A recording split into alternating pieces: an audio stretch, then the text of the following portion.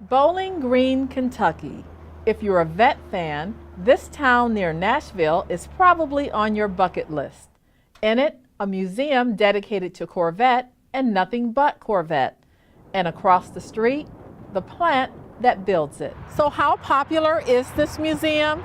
It attracts about 150,000 visitors a year, and one look inside will tell you why. Every generation of Corvette gets a chance to shine. This 1953 Roadster is from the first model year in which Corvette was produced.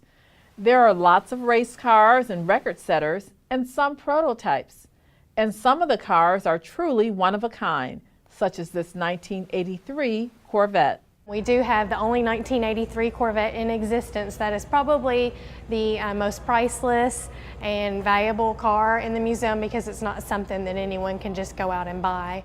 The other 43 prototypes were destroyed because of quality and production problems.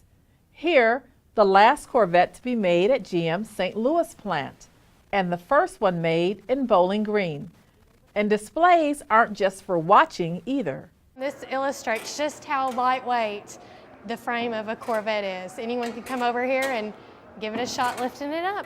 For marketing manager Katie Frazzanelli, there's a simple reason for the National Corvette Museum's popularity. Corvette is just, there's a mystique about it and something that you can't find in other cars.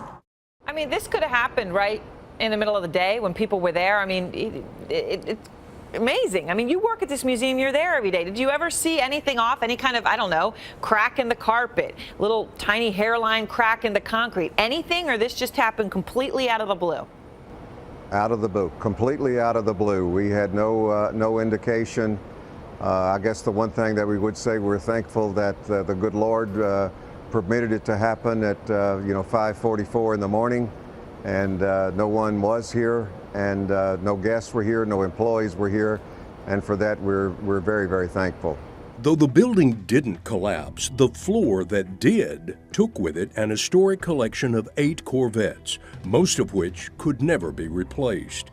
They included a 1993 ZR1 Spider and a 2009 ZR1 Blue Devil, both on loan to the museum from General Motors.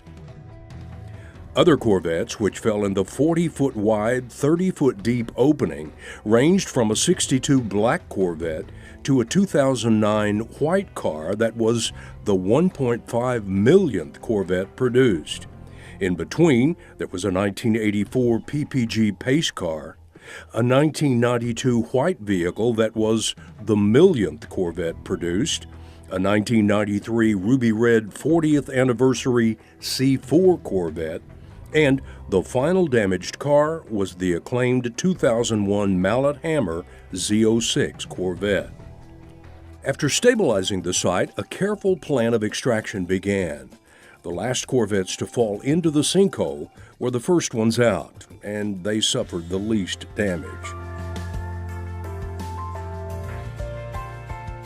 But as removals continued in the following days and weeks, it became apparent that damage to the vehicles was much more severe. Each was placed on display in the museum through late spring and summer, giving museum visitors a close-up look at an almost unimaginable event.